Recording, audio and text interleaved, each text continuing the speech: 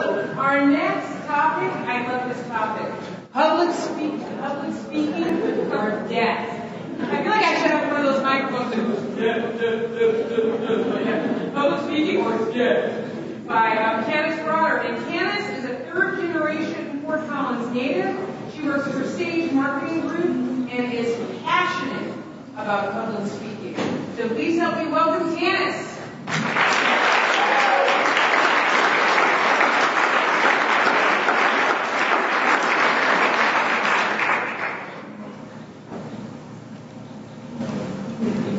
So there I was, being announced as Colorado State's 4-H public speaking contest winner. My prize? I got to go on stage and give my speech to the largest audience I've ever spoken to. I will admit, I was a little bit nervous as I walked out on stage and looked out at all of the people. But once I got through my conclusion and was strolling right into my first point, I knew that I had this. Then all of a sudden, out of nowhere, the nerves hit. I was trying to remember what my second point was. Oh no, here come the men in underwear. Isn't that what they tell you to do during a public speech when you get nervous? Yeah, bad idea. I completely forgot the second point of my speech in front of 500 people.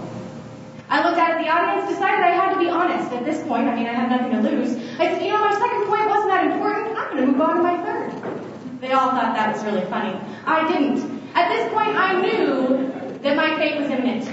But I decided that I was too young to let this be the death of me. So I continued through my third point, and I was strolling right along when all of a sudden, something amazing happened. It was like a light bulb came on in my head, and I remembered my second point. So here I am in my third. I run back to the second, and I say, listen, you are not going to believe this, but I remembered my second point. In unison, 500 people broke out in laughter. They were all laughing at me, and guess what happened to my second point? It was gone with the wind. Somehow I managed to complete that speech, and yes, I did hit all 3 points.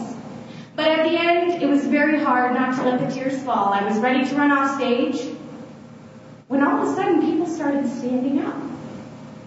It was my very first standing ovation. I had completely blown it. That's the day when I realized that Chris Farley was right. I want to live in a van down by the river and be a professional public speaker instead of living up on the hill pushing daisies. Now I know public speaking is feared by a lot of people, but tonight I want to talk about the top 3 reasons that public speaking is better than death.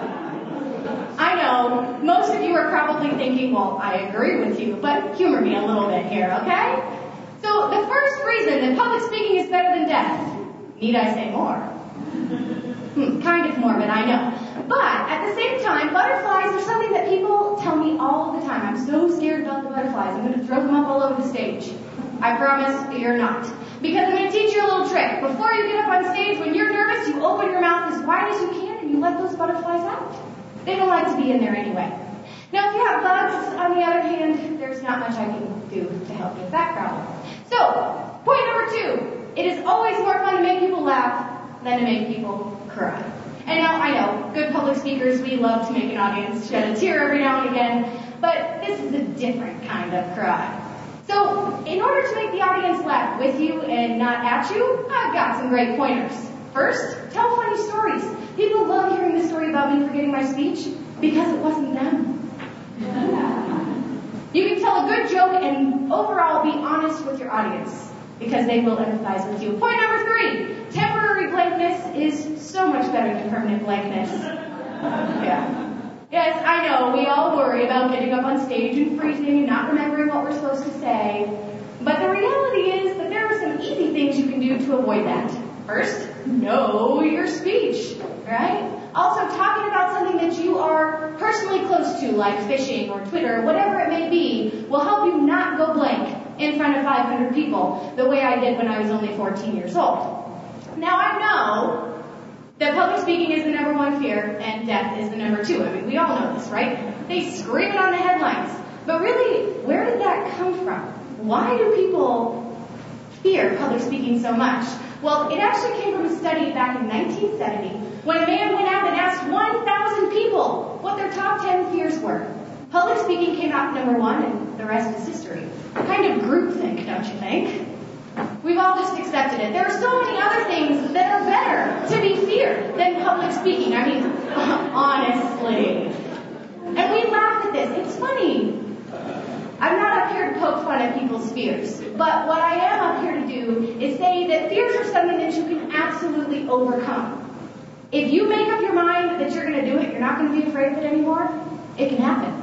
And just imagine how great it'll feel when the audience stands to their feet after you get done.